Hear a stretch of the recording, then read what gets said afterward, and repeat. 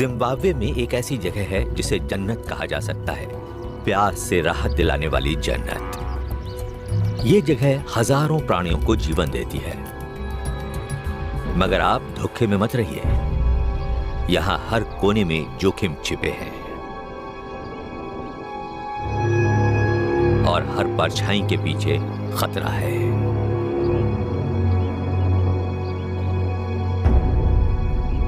ये मौत से खेलने वालों का अखाड़ा है।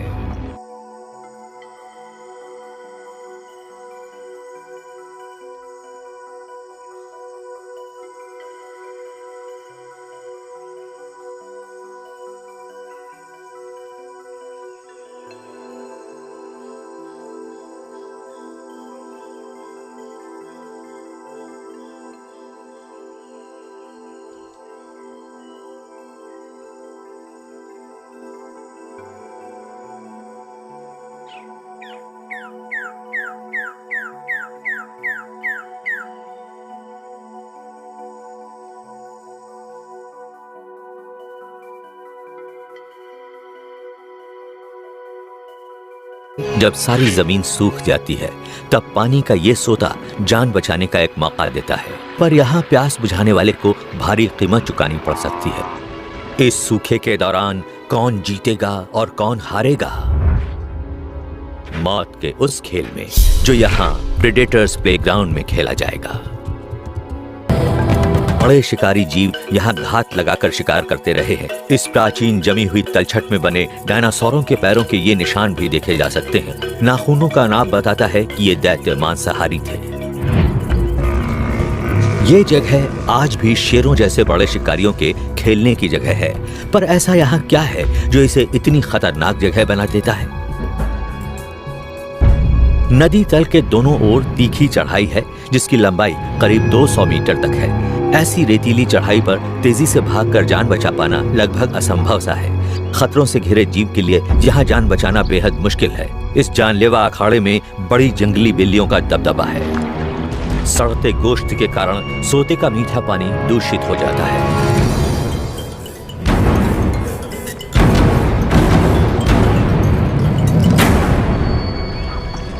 सूखे के इस मौसम में 1000 से भी ज्यादा भैंसे अपनी प्यास बुझाने के लिए हर दिन इस सोते पर आएंगे। भैंसे हर कीमत पर अपने आप को बचाएंगे। अपनी तादाद, अपने वजन, अपने जानलेवा सींगों और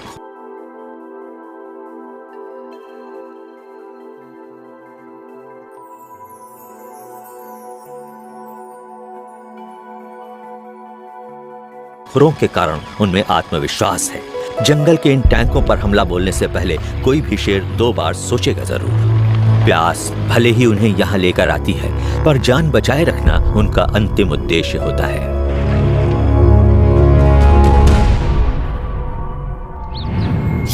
शेरों के 2 विरोधी परिवारों का यहाँ दबदबा है। एक है कविंगा झुंड और दूसरा है मजुंगा झुंड। 10 साल पहले शानदार शेर कविंगा का इस इलाके पर राज था।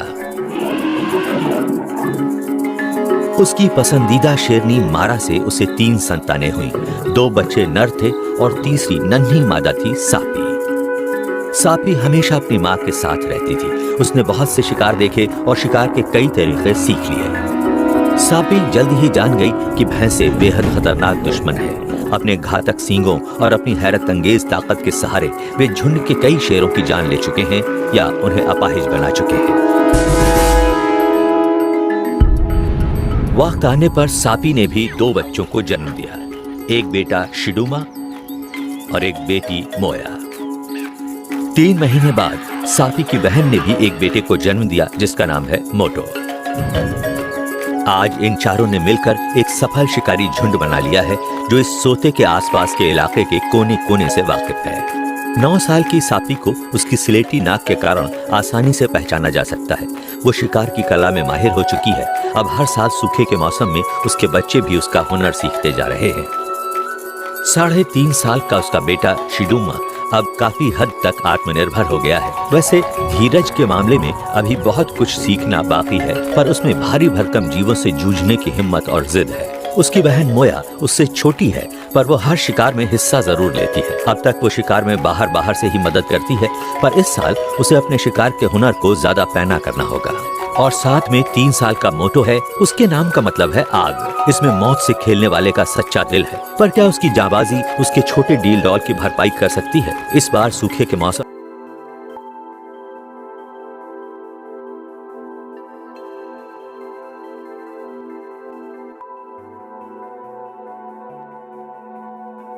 में छोटे मोटो को शिकार के दौरान बड़ी भूमिका निभानी पड़ेगी। प्रतिद्वंद्वी मजुंगा झुंड की ताकत भी बढ़ती जा रही है। 3 वयस्क शेरनियों के कुल मिलाकर 5 बच्चे हैं। इससे भी ज्यादा महत्व की बात है कि उन्हें 2 ताकतवर भाइयों की सुरक्षा मिली हुई है, डोम्बो और कुत्सांबा। अगर वे मिलजुल कर काम करें तो मजुंगा झुंड भी एक घातक शिकारी दल बन सकता है। कविंगा झुंड ने अपने प्रतिद्वंदियों से आगे रहने के लिए एक चालाकी भरी तरकीब निकाली है। वे पेड़ों पर चढ़ जाते हैं। शाखाओं पर बैठने से हर शेर को इलाके पर नजर रखने के लिए सही जगह मिल जाती है। साथ ही दिन की गर्मी के समय आराम करने के लिए ठंडी जगह। अगस्त से नवंबर तक अंदरूनी इलाकों के जलाशय सूख जाते हैं। हजारों वन्य जीवों के पास पानी का ये सोता ही एकमात्र सहारा रह जाता है। मजुंगा और कविंगा झुंड के शेर इस बात को अच्छी तरह जानते हैं।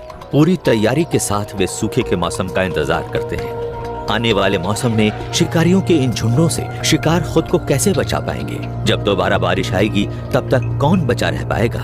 अगस्त, बरसात 4 महीने दूर है। सोते के पास अभी सुबह का समय है।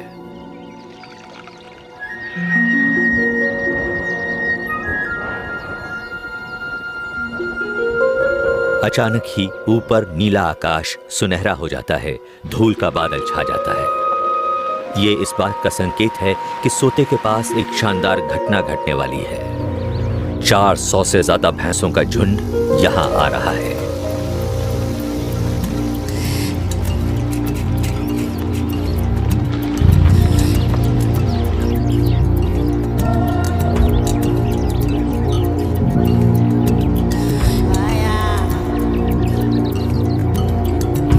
वे रात भर जागे हैं। पानी की आस इन प्यासे जीवों को यहाँ ले आई है। आगे चलने वाले पूरी तरह सतर्क हैं, हवा की जांच कर रहे हैं। सोते के पास की तीखी चढ़ाई की वजह से घबराहट है। कविंगा झुंड भी पूरी तरह से चौकस है।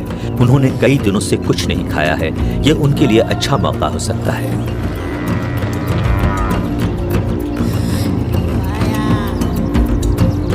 कविंगा झुंड की गंध उन्हें मिल चुकी है। भैंसे रुक गए हैं। विकल्पों पर विचार हो रहा है।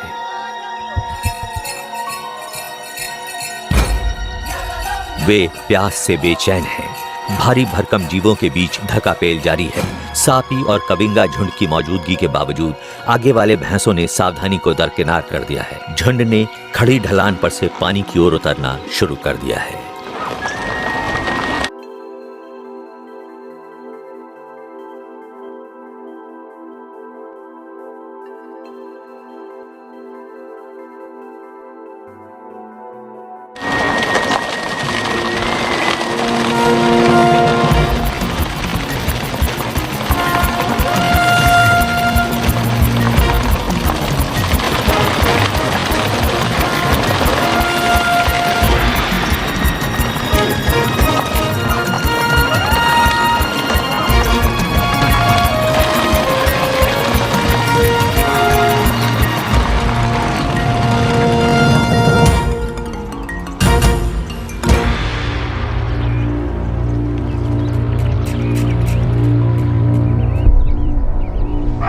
कुछ ही देर बाद यहाँ रहने वाले बबूनों ने झुंड को चेतावनी देना शुरू कर दिया है। इन बबूनों की यहाँ मौजूदगी और इनकी चेतावनियों से शेर तो हमेशा से ही परेशान रहते हैं। भैंसों ने लामबंदी की है। बच्चों को बीच में करके दोहरे हमले के लिए तैयार हैं। आज वे यहाँ ज्यादा देर नहीं रुकेंगे, जल्दी ही ऊपर लौट जाएंगे।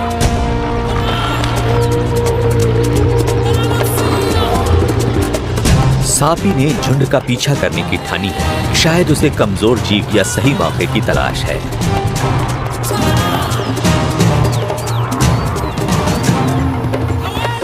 अपने झुंड की मदद के बिना वो शिकार तो नहीं कर सकती है, पर उसका इरादा पक्का नजर आ रहा है।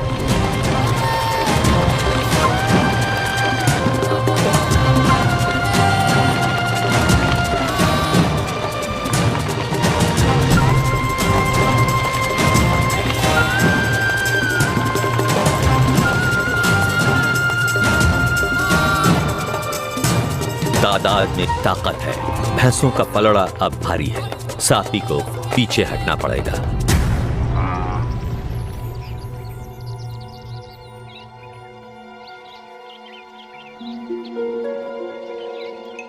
तीन बूढ़े भैंसे पानी के पास छूट गए हैं। इन बूढ़े नरों को डैगर बॉयज कहा जाता है। भले ही ये सारे झुंड के साथ न चल पाते हों, पर बड़ी बिल्लियों सावधान, इन बूढ़े लड़ाकों को शेरों के व्यवहार की अच्छी जानकारी है।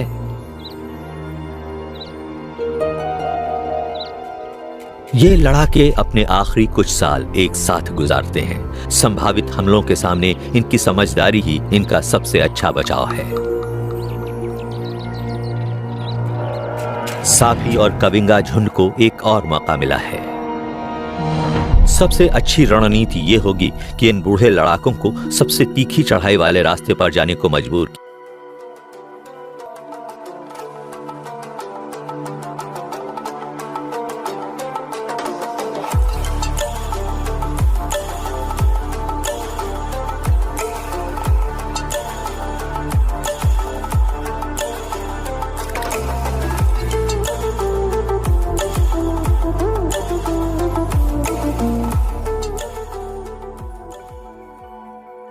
किया जाए। यहां की ढीली रेत पर ये तेजी से भाग नहीं पाएंगे।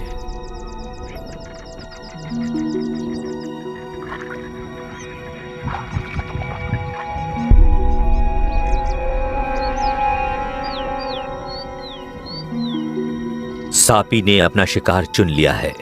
शिडूमा बगल में आकर खड़ा हो गया है। फिर सापी ने पीछा शुरू किया।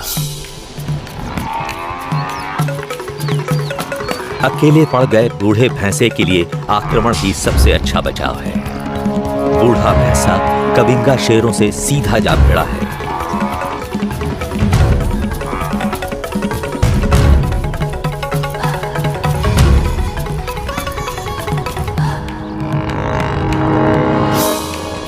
खड़ी चढ़ाई पर ऊपर चढ़ने में दिक्कत आ रही है। उसके खुर नरम रेत में धंसते जा रहे हैं। शेर पास आ गए हैं। वहशियाना ताकत है। तेजी से घूम रहा बूढ़ा भैंसा शेरों पर भारी पड़ रहा है।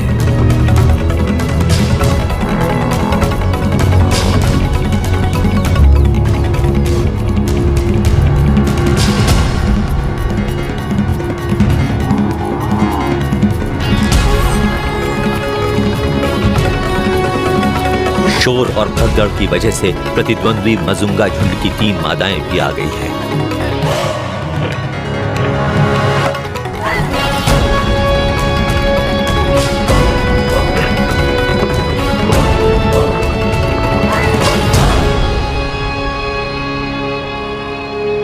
उम्मीद के विपरीत बूढ़ा मजबूत टैंक बच गया है।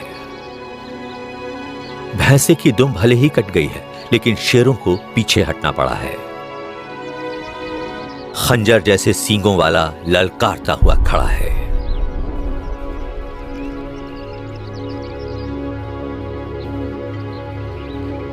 हारा थका कविंगा झुंड फिर जमा हो रहा है। किनारे की घनी झाड़ियों में आराम करने जा बैठा है। वे इस तरह बार बार मौके नहीं कमा सकते हैं। उन्हें ऐसी रणनीति बनानी होगी जो कामयाबी दिलाए।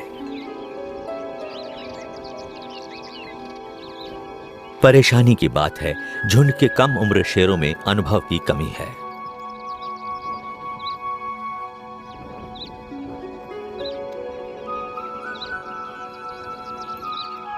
पानी पीने नीचे आते इम्पाला हिरणों के एक झुंड ने सापी और शिडूमा का ध्यान आकर्षित किया है। ऊपर की सख्त जमीन पर कविंगा झुंड को कोई फायदा नहीं मिल सकता है। इम्पाला हिरण नदी तल की नरम रेत पर आ जाएं तो मौका मिल सकता है। इम्पाला हिरणों के खुर संकरे होते हैं, रेत में धंस जाते हैं। शेरों के पंजे चौड़े फैले होते हैं।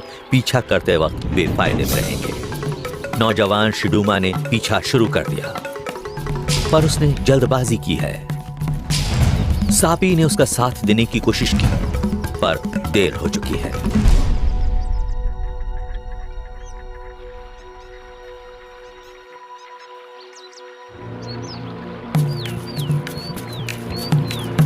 सापी पास एक और इम्पाला हिरणों का झुंड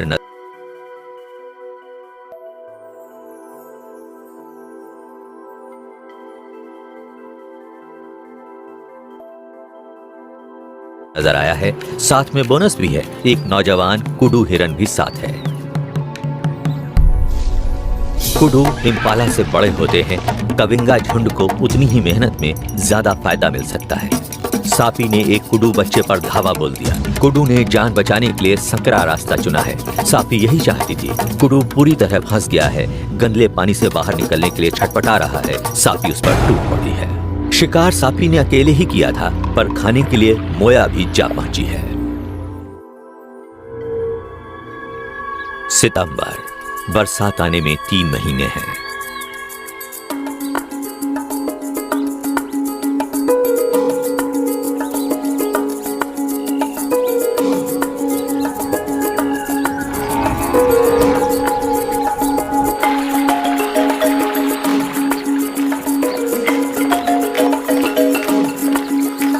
मजरूंगा झुंड दमदार होता जा रहा है। बच्चों ने शिकार के तरीके सीखना शुरू कर दिया है।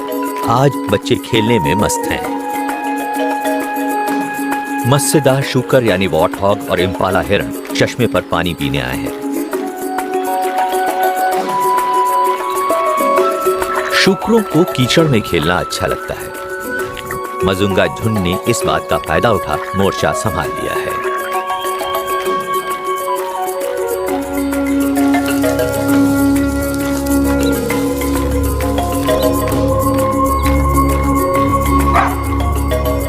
शूकर खुश हैं, उन्हें खतरे की खबर नहीं है। इम्पाला और बबूनों ने खतरे की चेतावनी दी है।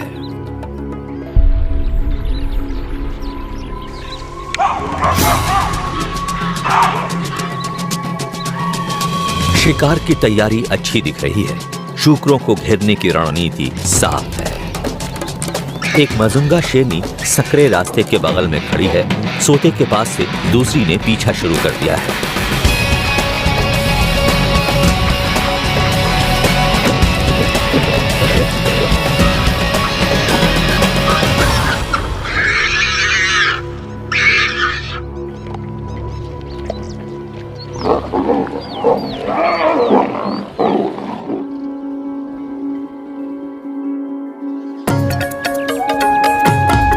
पाव फटने को है।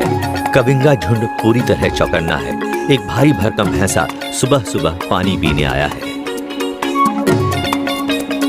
पिछली बार बड़ी बिल्लियों ने मात खाई थी। भैंसों की जबरदस्त ताकत का अंदाजा लग चुका है। शायद आज कोई मौका मिल जाए, कोई कमजोरी नजर आ जाए।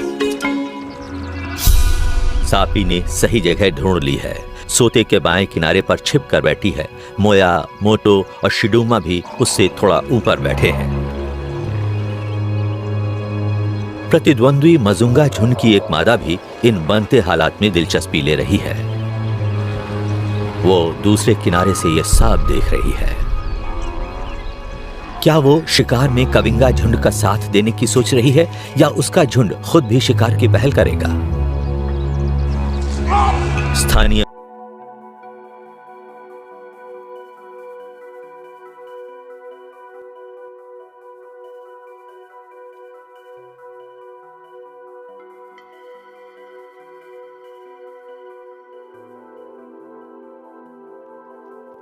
बबूनों में फिर से खलबली है। उनकी आवाजों ने भैंसे को सतर्क कर दिया है।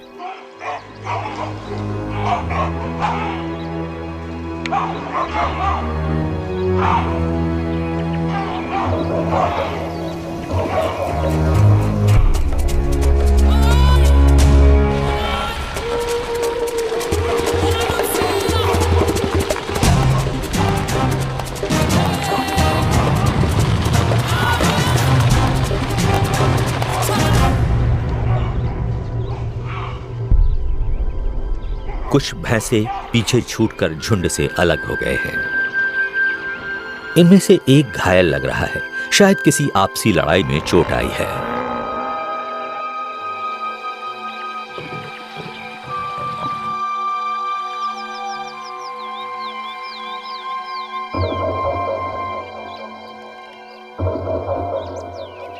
एक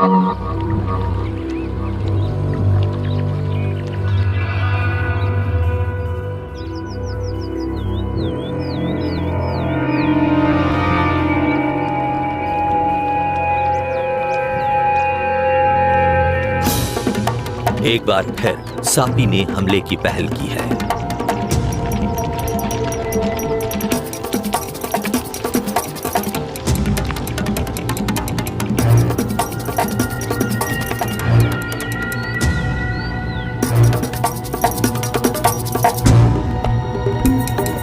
भैंसा घायल भले ही हो, मगर कविंगा झुंड को कामयाबी तभी मिलेगी जब उसे घेर कर परेशान करेंगे और हमला पीछे से करेंगे।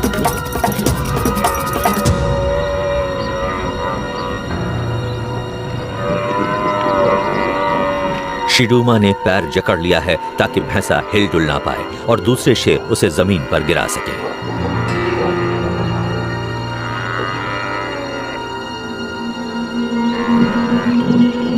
लगता है सापी और उसके झुंड के शेरों ने मजुंगा झुंड की मादा के साथ आने का बुरा नहीं माना है। शायद उन्हें लग रहा है कि उसकी मदद से उन्हें फायदा ही होगा।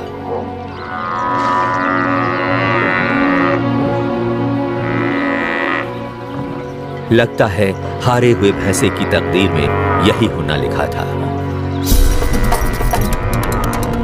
उसकी मदद की पुकार दो दूसरे भैंसों ने सुन ली है। क्या उनके आने से शेरों का आत्मविश्वास डगमगा जाएगा? यहाँ शिकार और शिकारियों के बीच का मुकाबला जितना शारीरिक है उतना मानसिक भी है।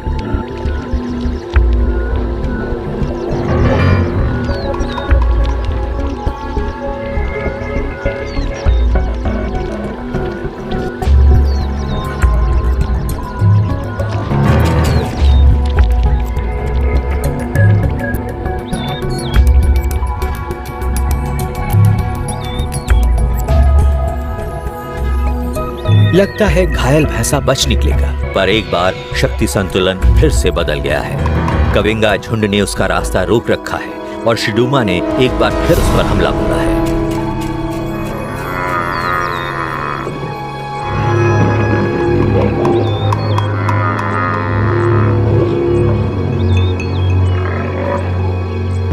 सापी अब मौके का फायदा उठाती है। उसने शिडूमा की पकड़ को मजबूत बनाया है और अब मौत का खेल सही समय पर किए जाने वाले वार से ही पूरा होगा। सापी जानलेवा वार के लिए सही क्षण की तलाश में है। दम घोंटने वाली पकड़ है।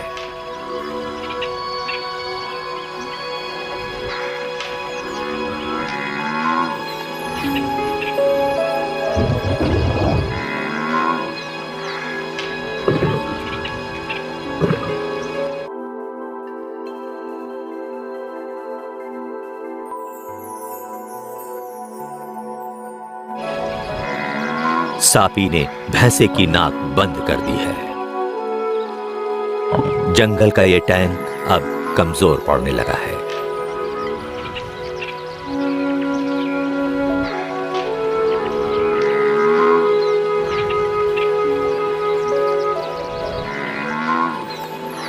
सांस न ले पाने से धीरे धीरे भैंसा हार मान लेता है। जमीन पर गिर जाने के बाद बस थोड़ी ही देर जिंदा बच पाएगा।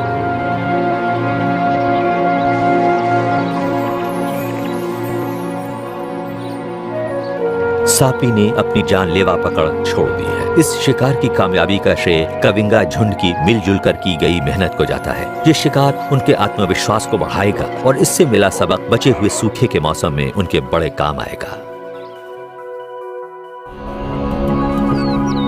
अक्टूबर, बरसात 2 महीने दूर है। अक्टूबर में जाम्बेजी घाटी में तापमान बढ़ जाता है। पानी की जरूरत बढ़ जाती है। भैंसों के एक झुंड के पानी पीने भर से ही सोते का पानी खत्म हो जाता है। हैरानी की बात यह है कि कुछ ही घंटों बाद सोते में पानी फिर से बहने लगता है। लड़ाई में शेरों के दोनों झुंडों का पलड़ा अब भारी पड़ने लगा है। कामयाब शिकारों के सबूत सोते के चारों ओर नजर आते हैं। इन दिनों हाथी के बच्चे सबसे आसानी से शिकार बन जाते हैं। हालात ऐसे हैं कि ताकतवर भैंसों में भी कमजोरी नजर आने लगी है।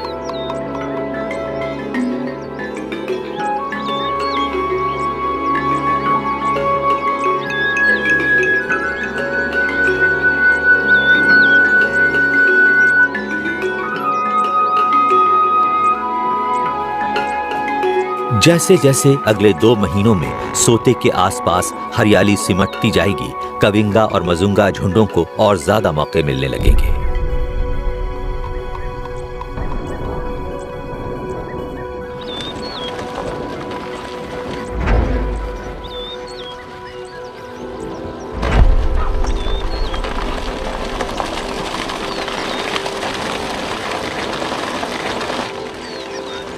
सूखे का मौसम चलता जा रहा है। भोजन और पानी और भी ज्यादा दुर्लभ होते जा रहे हैं। भैंसों के झुंड में भी पारा चढ़ता जा रहा है। आपसी झगड़े आम होने लगे हैं। कविंगा झुंड के शेरों को ये झड़पें इस बात की याद दिलाती रहती हैं कि ये भैंसे कितने ताकतवर और खतरनाक हो सकते हैं। उड़ती धूल और आवाजों ने सापी और उसके झुंड को सतर्क कर दिया है।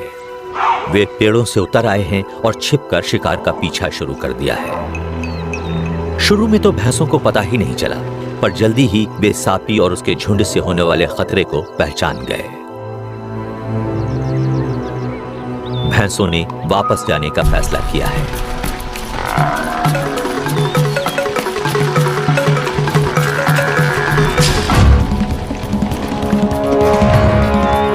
मोटो और मोया शिकार के मामले में नौसिखिए हैं। उनकी नजर एक बच्चे पर पड़ी है। किस्मत आजमाई पर यह भारी गलती साबित हुई। बाजी तेजी से पलट गई है। भैंसे आक्रामक हो गए हैं। मोटो और मोया को अब बचकर भागना पड़ेगा।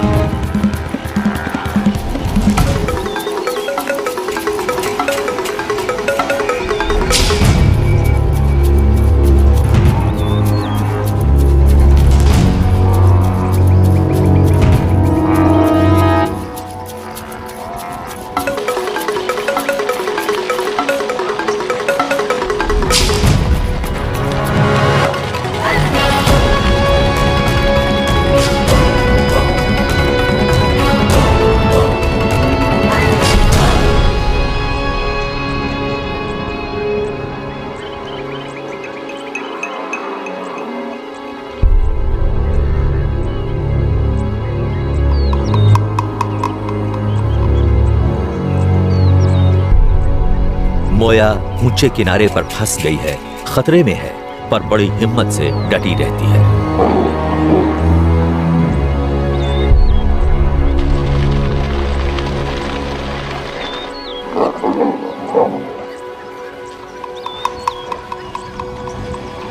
सकरे रास्ते की खड़ी चढ़ाई पर एक भैंसा गिरकर घायल हो गया है।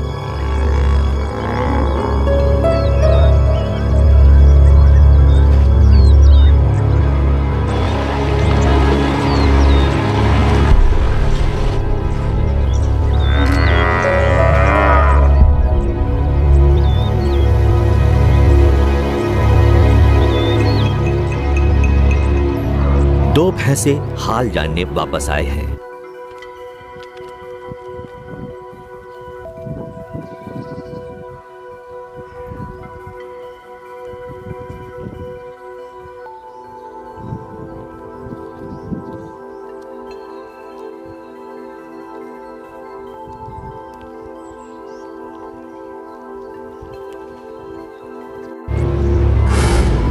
पर जल्दी ही जायजा लेकर लौट जाते हैं।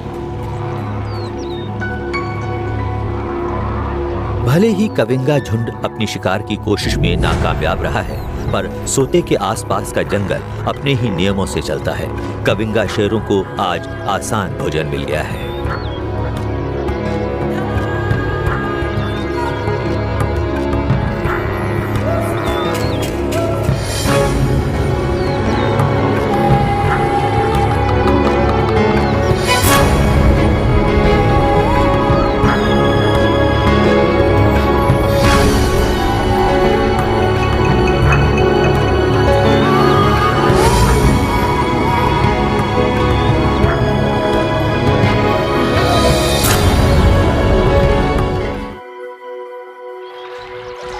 यहाँ शिकार की तलाश में घूमने वाले सिर्फ कविंगा और मजुंगा शेरों तक ही सीमित नहीं है। इस सोते के पास जंगली कुत्ते भी रहते हैं। इतने बड़े झुंड का पेट भरने के लिए इन्हें अक्सर शिकार करना पड़ता है। ये सुबह होते समय या दिन ढलते समय ठंडक में शिकार करना पसंद करते हैं।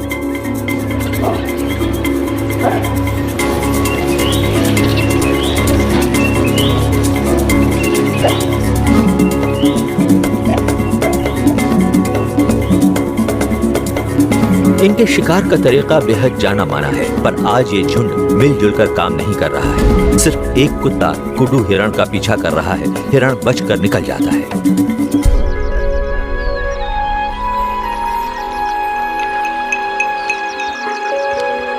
नदी तल पर आराम करते कुत्ते मौके का फायदा उठाने के लिए तैयार नहीं थे। एक अकेला भैंसा पानी पीने नीचे आया है। इस भारी भरकम और शक्तिशाली दानव की ताकत के आगे कुत्ते बेहद कमजोर हैं। समझदारी से काम लेते हैं, भैंसे को अकेला छोड़ देते हैं। उन्हें अगले मौके के लिए ज्यादा इंतजार नहीं करना पड़ता है। इम्पाला हिरणों का एक झुंड पानी पीने आ रहा है।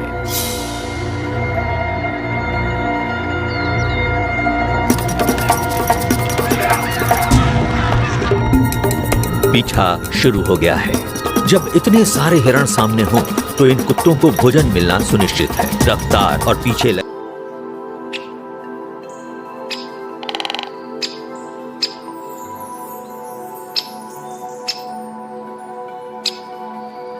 रहने की क्षमता ही इन कुत्तों की सबसे बड़ी ताकत है। जल्दी ही एक शिकार को गिराने में कामयाबी मिल जाती है।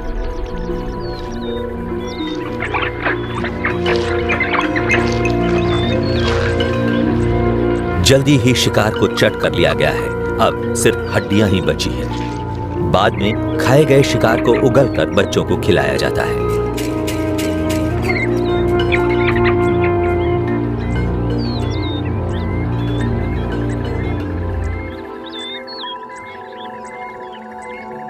जैसे जैसे दिन चढ़ता है, इम्पाला हिरणों के कई झुंड पानी पीने आते हैं। मजुंगा झुंड बड़े ध्यान से उनका व्यवहार देख रहा है।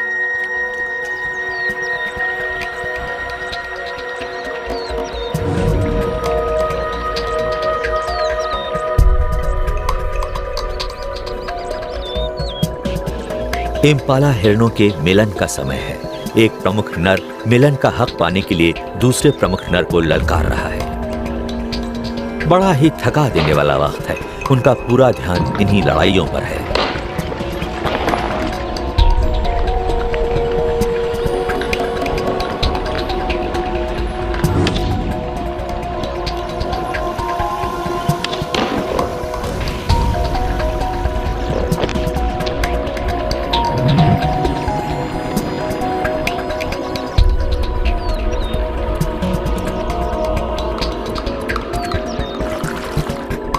मजुंगा झुंड के लिए हमला बोलने का यह सही मौका है।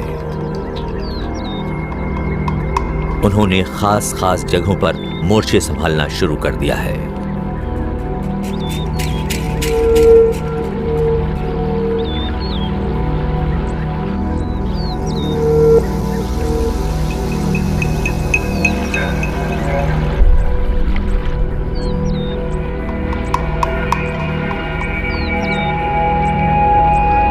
बच्चे भी शिकार में शामिल हैं, पर उन्हें हमले के सही समय की समझ नहीं है।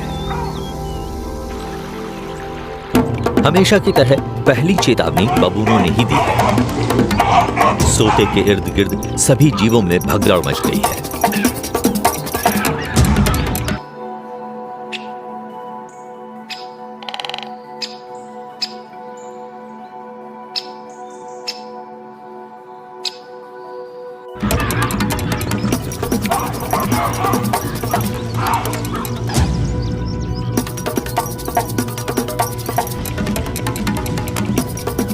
शिकार में पहल करने वाली शेरनी ने सोते के किनारे किनारे पीछा शुरू कर दिया है। वो इम्पाला हिरणों को उस सकरे रास्ते की ओर ले जाना चाहती है जहां दूसरे साथी छिपे बैठे हैं।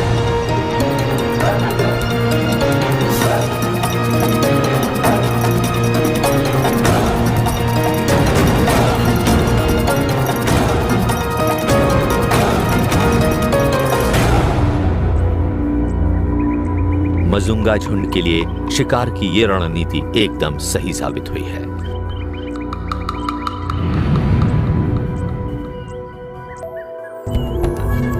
सापी और कविंगा झुंड भी आज शिकार की ताक में हैं। वे भी सोते के किनारे घात लगाए बैठे हैं।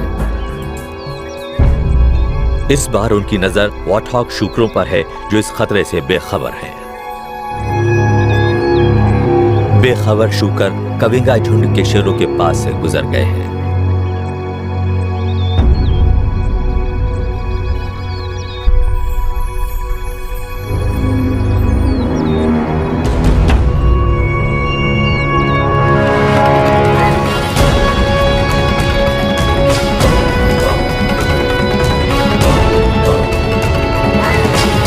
फिर भी बिजली की सी तेजी से हालात बदले, शूकर हाथ नहीं आए।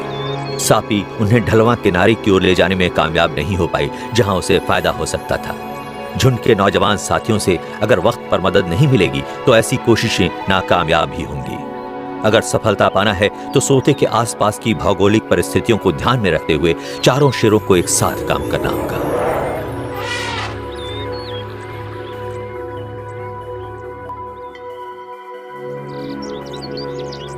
नवंबर, बरसात 1 महीने दूर है।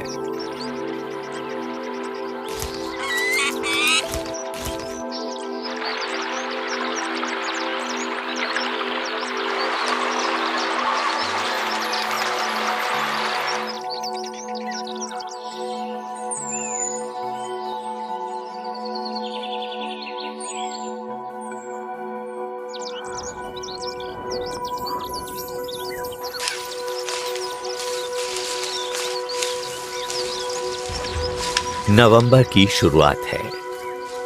लाल चोंच वाले ऑक्सपेकर पक्षियों की आवाज ने भैंसों के एक और झुंड के आने की सूचना दे दी है। गलों में महीनों से जमी धूल से भैंसें परेशान हैं। कविंगा झुंड के शेरों की जानी पहचानी गंध की भी उन्हें परवाह नहीं है।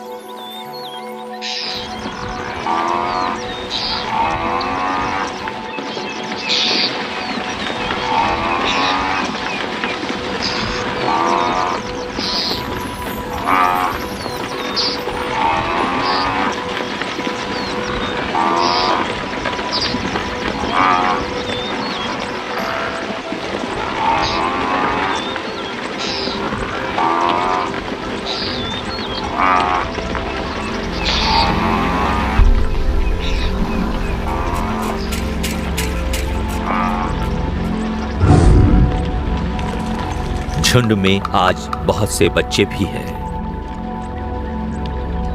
जल्दी ही सापी ने एक को चुन लिया है।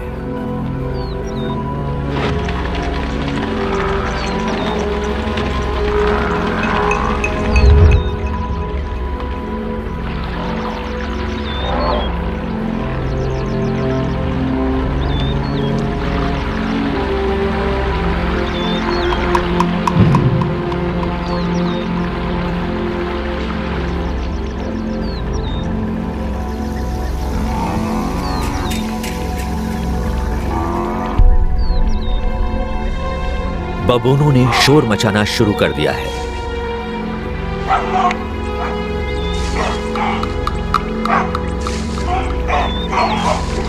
भयानक प्यास ने भैंसों से देर करा दी है।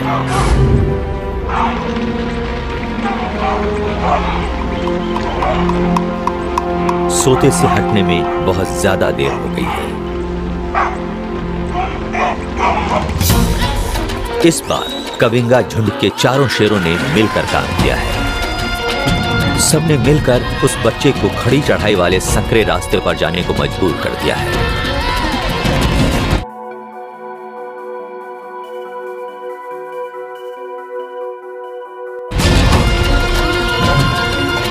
सापी ने बच्चे को दबोच लिया है। एक भैंस जो शायद बच्चे की मां है, बड़ी दिलेरी से अपने सींगों से सापी और मोया की तरफ वार करती है, पर इससे सिर्फ बच्चे को ही चोट लगती है। एक ताकतवर भैंसा कविंगा शेरों पर झपटता है, मगर शेर चालाकी से बच्चे को बीच में ले आते हैं। बेचारा बच्चा भैंसे के इस जोरदार वार का शिकार बन जाता है। नौजवान मोटो ने इस बार पहल की है। बच्चे का दम उसने घोंटा है। आज सापी के बेटे के लिए खास दिन है। आज पहली बार उसने किसी शिकार पर जानलेवा शिकंजा कसा है। आज सापी ने अपना लक्ष्य हासिल कर लिया है। उसका परिवार मिलकर काम करने लगा है। आखिरकार कविंगा झुंड एक सुनियोजित सशक्त शिकारी दल बन गया है। सूखे मौसम के इन आखिरी दिनों में जाम्बेजी घाटी का तापमान बेहद बढ़ जाता है। गर्मी और खुश्की से जीना दूभर हो जाता है। शिकारियों का काम इन दिनों बहुत आसान हो जाता है। शिकार को भोजन की तलाश में दूर दूर तक भटकना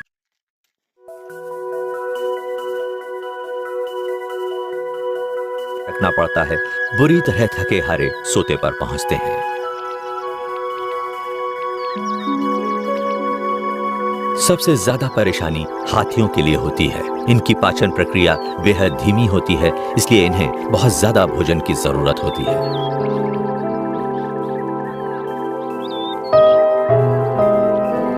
एक थकी हारी हथनी का अपने बच्चे को इस तरह भाग्य के भरोसे अकेला छोड़ देना यहाँ आम बात है। अकेला और थका मांदा बच्चा जमीन पर गिर पड़ा है।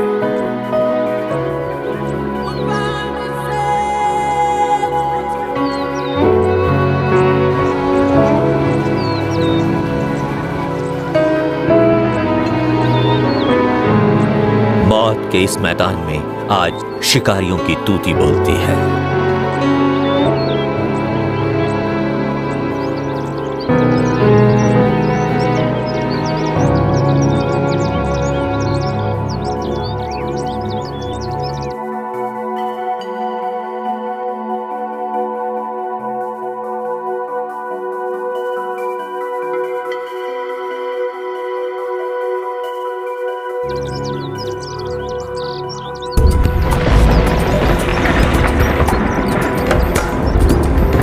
जब लगा कि सारी ताकत खत्म हो गई है, तभी बादलों का जमा होना शुरू हो गया।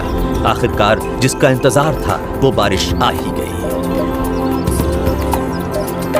पहली ही तेज बारिश में सोते ने बहना शुरू कर दिया।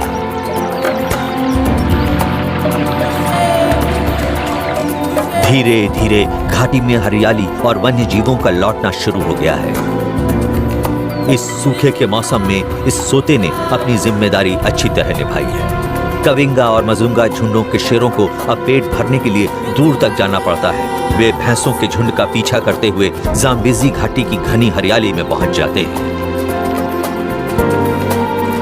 स्थानीय बबून ही यहाँ बचे रह गए हैं। सूखे के मौसम के दोबारा आने का जानवरों के बड़े झुंडों और उनके शिकारियों के लौटने का इंतजार शुरू हो गया है। इन बचे खुचे जंगलों में जो मशहूर लड़ाइयां होती हैं, उनके बारे में भावुक होने की कोई जरूरत नहीं है। ये तो बस जिंदा बचे रहने और अपनी नस्ल को बचाए रखने की कहानी है, उन जीवों की जिनकी जिंदगियां आपस में जुड़ी हैं। ये सिलसिला सदियों से यूं ही चला आ रहा है। इस साल सूखे के मौसम में इस सोते ने हजारों जीवों की जान बचाई है। सभी को जीवनदायी पानी दिया है। कई खेल खेले गए, दिलेरी के कई कारनामे, रणनीति के कई ऐसे उतार चढ़ाव देखे गए जिनमें शिकारी शिकार को मात देने की कोशिश करते हैं। अब इस जगह को आराम की जरूरत है, दोबारा तरोताजा होने की जरूरत है, ताकि ये जगह एक बार फिर से शिकारियों के मौत के खेल का मैदान बन सके।